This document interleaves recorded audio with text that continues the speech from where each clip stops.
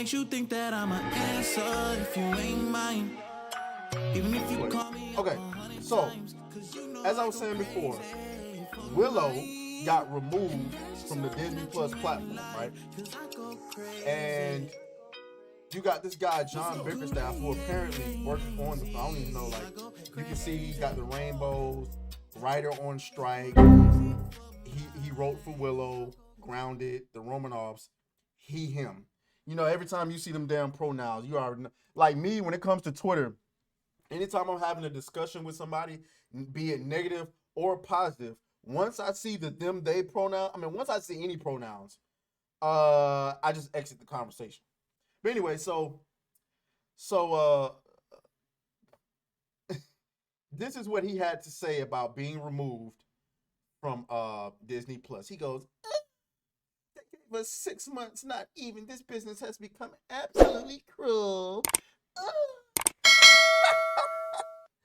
Newsflash, motherfucker. If it don't make money, it don't make sense.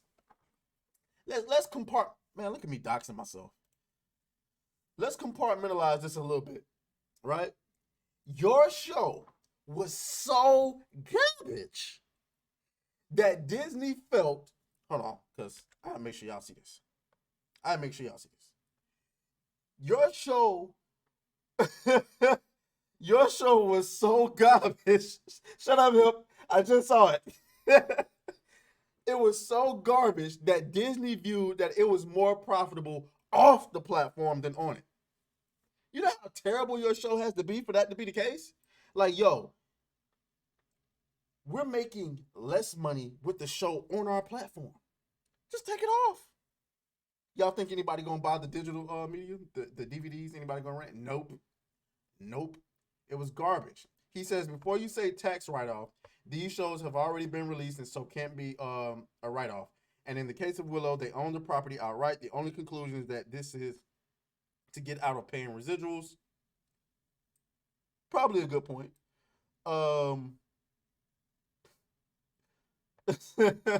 They telling me to hide my DMs in the chat. Yeah, my bad. Yeah. he says hide your message, hide your DMs, especially when I'm in them. My bad.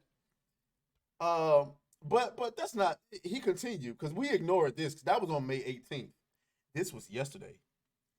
Forbes put out an article. It's your last chance to see how bad the new Disney Plus Willow series was, and his response was, "Hey Forbes, get fucked." Yeah. Trust me, I'm pretty sure Eric Kane, and that's the author of this article, by the way, does not want to get fucked, sir. Not by you. Not by you at all. And he's getting absolutely ratioed. 840,000 views, only 4,000 or 4,800 likes. He's getting absolutely eviscerated. This person says, I would love to sit down and talk with you about it if you honestly thought the script was sound. He's roasting him gently. He says, I would love to sit down and talk with you about it if you honestly thought the script was sound logically. I really want to learn how writers can miss so many plot holes, tone, setting, and characters aside, just 1 + 1 = 3 plot mistakes that Hollywood keeps making. Well, let's dig into this article though, because the article is funny. Shout out to Eric Kane, whoever you are, sir. Come on, man. Get out of here. Thank you. And they come with another.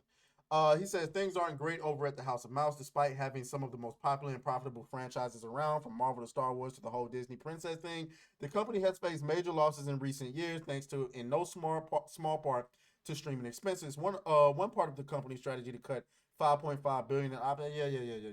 We get it. Hold on. I want to get to the funny part.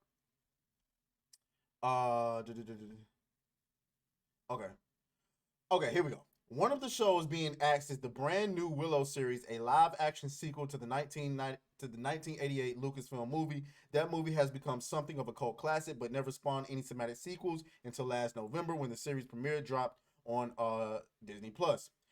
Uh, he says, as a huge fan of the film, I was extremely excited for Willow. The show, Warwick Davis was on board. One of my all-time favorite childhood films was finally getting a sequel. If only it had been made in 2002 instead of 2022. Uh, uh, sure, the CGI wouldn't have been as pretty and it wouldn't have come out on a streaming service, but it might have actually been decent. It might have actually stuck to the themes, aesthetics, and the spirit of the original film instead of being a show about teenage love triangles peppered with modern rock music. Hello! Just typing that sentence makes me physically ill and honestly a bit angry. When I heard that Willow was being cut from Disney Plus entirely, I thought this is what you get when you fail this completely at something, when you make political agendas more important than telling a good story, when you utterly ignore who your actual audience is. Man, if I had a soundboard, I'd be hitting the hell out of the Don DeMarco button. But I'm gonna be honest with y'all, even from somebody who's been, against the access media or whatever the case may be, I gotta be honest with you, Forbes is pretty balanced.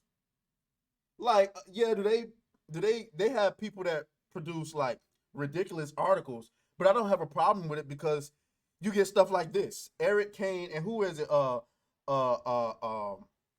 Tassi over at Forbes is also why he has me blocked on Twitter because I roasted his ass one video. But I'm like, come on, bro, you deserve to get roasted for that. I do agree with most of Paul Tassi's points. And this is just another example of them being fairly balanced. And your boy John Bickerstaff is angry with his sweet ass. Your show was trash, bro. That's why it got removed. It was trash. And I've heard some rumors here and there that Disney is kind of using this writer strike situation to rid themselves of multiple writers, executives and shows and stuff that they no longer want to pay for. I believe they sat back and like, man, look, why are we paying for this garbage? It's garbage. It's trash. I mean, let's keep it a bean. Nobody wants to watch this stuff. You want to do all the diversity and inclusion and all of that nonsense. Nobody cares. I mean, honestly, already you have a series that hasn't been accessed in like, 30, 40 years. You want to bring it back, and the first thing you decide to do is let's make it about a lesbian couple that nobody cares about. You have the potential to compete with House of Dragon and Lord of the Rings. Instead, you decide to give us a goddamn lesbian drama. Who cares? Nobody look for that. What in the fuck is going on? Disney, you better get your goddamn act together and get these woke morons up out of here because this is getting out of hand. All right, let me quit playing. Let me quit playing and move on, man.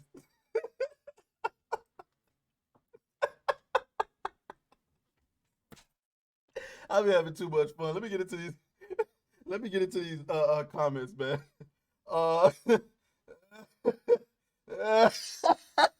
Let's see. Hypnotic says Willow is trash. The gay writers are mad. Absolutely. The coach MC says Willow doesn't even qualify as a show. It's a weird ensemble of weird scenes with senseless characters. It sounds like you went through that. It sounds like you poorly. What am I trying to say? It sounds like you actually watched it. I'm sorry to hear that. Reed says sometimes watching what Disney is doing is like watching Fight Club when he realizes he is Tyler and remembers he was beating himself up. I agree with that. Deja, shout out to Deja who's in the chat. Deja will be back next week, guys. She had some things she had to handle today. She said you sound like Mickey Mouse for real. Him says this voice is crazy. Deja says a lesbian chick flick. That's exactly what it was. It was a lesbian chick flick set in the fantasy genre. Don't ain't nobody ask you for that. Hip says I need you to get a Mickey Mouse helmet. You know what? I'm gonna do that.